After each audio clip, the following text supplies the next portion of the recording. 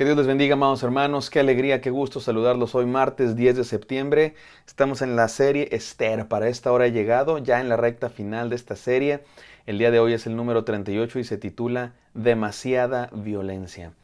En este mundo hay demasiada violencia, mis amados hermanos. Un poco de violencia ya sería demasiado y en este mundo no hay un poco de violencia, hay mucha violencia. Es tristísimo saber de las guerras que existen en este mundo, allá en Medio Oriente, en Ucrania, la violencia que existe en nuestros países, la inseguridad, el crimen organizado, el narcotráfico, la violencia que existe en las familias. A veces hay violencia doméstica, la violencia que existe en las calles. De pronto saber los tristísimos casos de de muertes, de tiroteos que ocurren a veces hasta en los lugares menos esperados, en una escuela, en un centro comercial. En este mundo hay demasiada violencia. Y ya dijimos ayer, se trata del pecado, se trata de la maldad de este mundo, contra la cual está luchando Dios. Y ya le dio su golpe final, pero sigue habiendo violencia en este mundo. Hoy vamos a leer otro texto de violencia. Son de esos textos incómodos. Uno no se espera que esto esté en la Biblia, uno no se espera que esto ocurra con personajes bíblicos, pero vamos a leer lo que pasó. Vamos a tratar de reflexionar al respecto. Esther capítulo 9, versículos del 11 al 16, no sin antes orar. Gracias Padre Santo, gracias Señor, porque en la cruz de Cristo podemos ver que tú estás no por la violencia, sino en contra de la violencia, tanto que te sacrificaste a ti mismo, Señor, para vencer sobre los poderes del mal que producen la violencia. Señor, permítenos ser también agentes de paz, agentes de perdón, agentes de amor en este mundo, Señor, por el poder de tu Santo Espíritu en nosotros. En el santo nombre de Cristo Jesús, oramos. Amén. Amén, hermanos. Demasiada violencia, se llama este devocional. Hay demasiada violencia en este mundo y Dios ha prometido que Él establecerá un reino eterno de paz.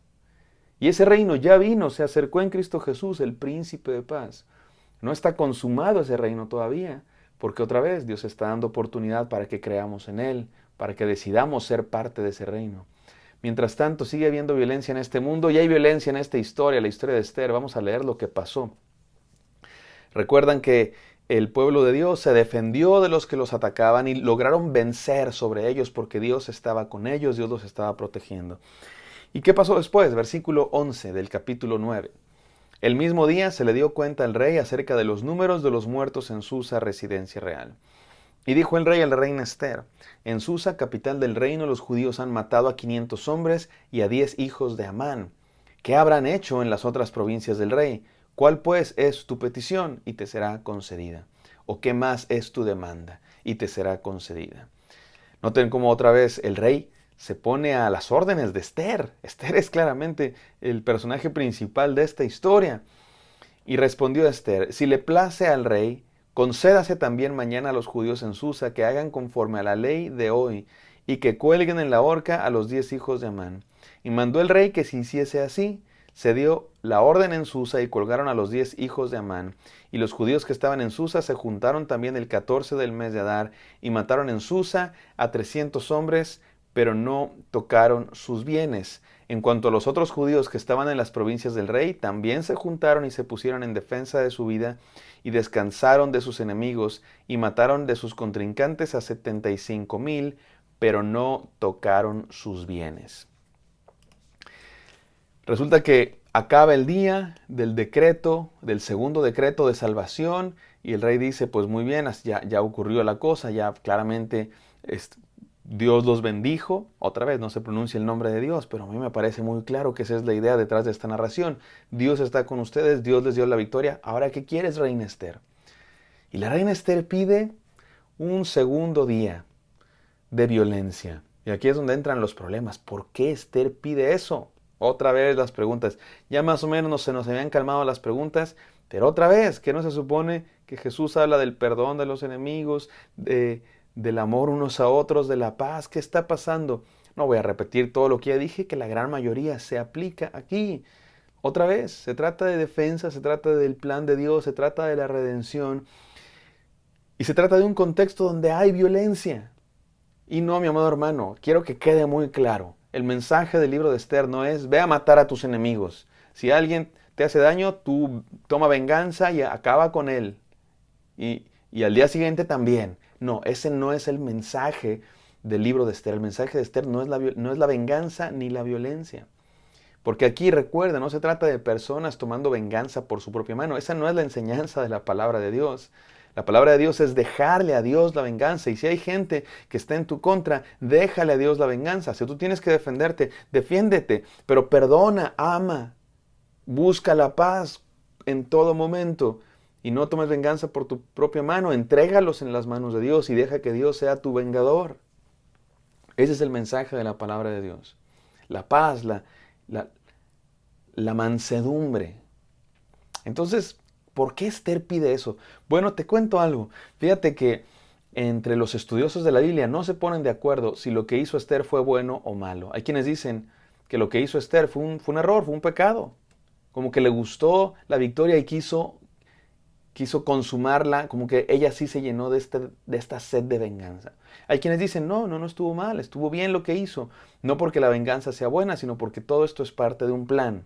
Si es que déjame, te digo 4 de las diferentes opiniones que tienen algunos estudiosos de la Biblia, todos ellos cristianos que aman a Dios, que creo yo tienen al Espíritu Santo, pero no se ponen de acuerdo en el significado de Esther pidiendo otro día para matar a sus enemigos, otro día de matanza. Tampoco queda claro, también se discute si solo fue en la capital de Susa donde hubo este segundo día, porque después el versículo 16 parece ser más bien como un resumen de los 2 días, pero solamente en la capital es donde hubo un segundo día de matanza, quizá porque ahí es donde Amán había influido más en las personas y había más odio contra los judíos. Probablemente eso es lo que está ocurriendo. Pero miren las explicaciones que dan algunos estudiosos de la Biblia. Hay quienes dicen que este relato de los 2 días simplemente fue una manera del escritor sagrado de explicar por qué el Purim se celebraba 2 días. Te explico. El Purim es una fiesta de los judíos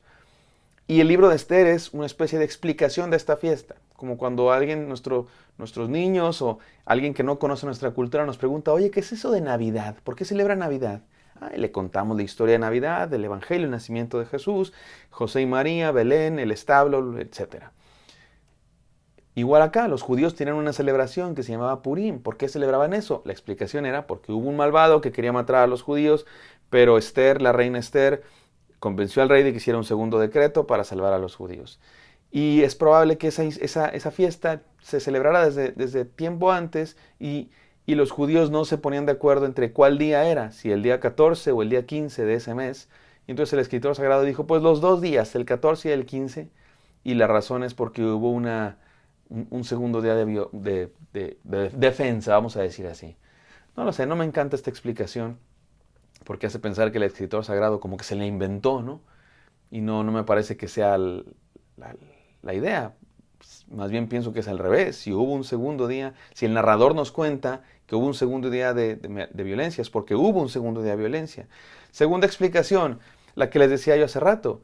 Se trata de que en Susa fue el único lugar donde hubo 2 días de violencia porque ahí es donde Amán tuvo más influencia y donde hubo más odio en contra de los judíos y tuvieron que defenderse un segundo día. Recuerda que todo esto es una cuestión de defensa propia. No están atacando nomás porque se les da la gana. Y en Susa tuvieron que defenderse en una segunda ocasión. Tercera explicación. Hay quienes dicen, se trata de un error de Esther. Se le subió el poder. Le gustó ser la que mande y le gustó ver a sus enemigos caer. Y es un recordatorio que a todos nos puede pasar. A todos nos puede corromper el poder. Mardoqueo y Esther ahora están en un poder más alto y cometieron el error de vengarse de sus enemigos de manera violenta y lleno de odio. No lo sé. Hay quienes lo ven así, no estoy seguro de que sea así. Cuarta explicación. Es una muestra de la victoria total de Dios y su protección a su plan y a su pueblo. Dios tiene un plan que es salvar a todo aquel que cree. El plan de Dios no es destruir a un pueblo y a otro, no. El plan de Dios es salvar a todo aquel que cree en Cristo Jesús. Para llevar a cabo ese plan, Dios tiene que defender su plan. Tiene que defender su pueblo porque es a partir de su pueblo que van a ser Cristo Jesús. Y esta victoria sobre sus enemigos un día y luego otro día es una muestra de que es definitivo la protección, la victoria. No fue un accidente, no fue una cosa temporal, es real, es definitivo. Y ese es el significado de los 2 días y la petición de Esther.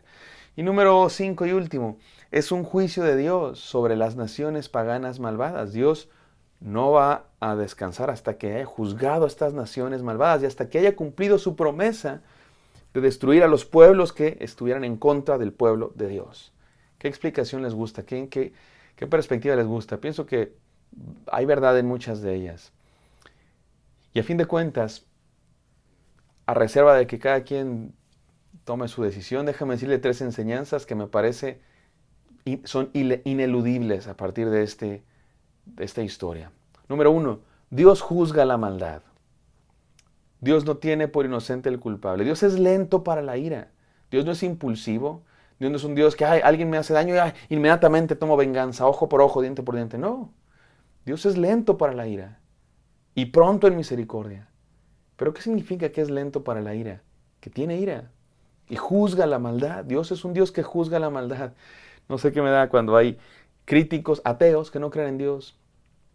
Y es interesante porque los que no creen en Dios de pronto hablan mucho de Dios y se quejan de Dios cuando ni siquiera creen en Él. Y dicen en contra de Dios que Dios es malo porque no detiene la maldad. ¿Cómo puede un Dios bueno permitir que haya maldad en este mundo y que haya sufrimiento? ¿Por qué no detiene las guerras? ¿Por qué no detiene la maldad?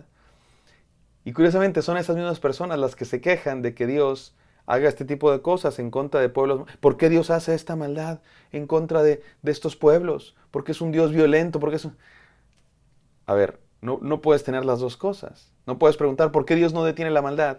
Y de pronto cuando Dios sí detiene la maldad, destruyendo a estos pueblos, también te enojas. O sea, no te gusta nada, ¿no? Nada, con nada tienen contento. No, Dios sí detiene la maldad. Dios juzga la maldad. Pero esa maldad de pronto se tiene que detener con violencia, con fuerza. Dios juzga la maldad. Número 2, Dios acabará con la maldad. Un día ya no habrá maldad. Un día ya no será necesario. Y desde Cristo Jesús ya no es necesario hacerlo por la fuerza porque ya está derrotada. Desde Cristo Jesús ya no es necesario hacerlo por la fuerza porque ya está derrotada la maldad espiritual. Y un día vendrá a acabarla por completo y viviremos por la eternidad en un lugar donde ya no habrá llanto ni dolor. Perfecta paz en Cristo Jesús. Y número 3, si creemos en Él, Dios nos libra de la maldad. Mi querido hermano, creamos en Cristo Jesús. En este mundo hay demasiada violencia. Seamos del ejército del bien, de la paz, del reino de Dios que viene a traer paz.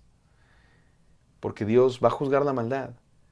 Estemos del lado del bien. Gracias, Padre Santo, por este devocional. Gracias por tu palabra. Gracias, Señor, por esta serie que ha sido tan reveladora, ilustrativa, Señor. Permítenos vivir cada día del lado del bien, del lado de la paz. En el santo nombre de Cristo Jesús. Amén. Amén, queridos. Espero que esto haya sido de bendición para ustedes. Me encantaría encontrarlos el día de mañana. Bendiciones.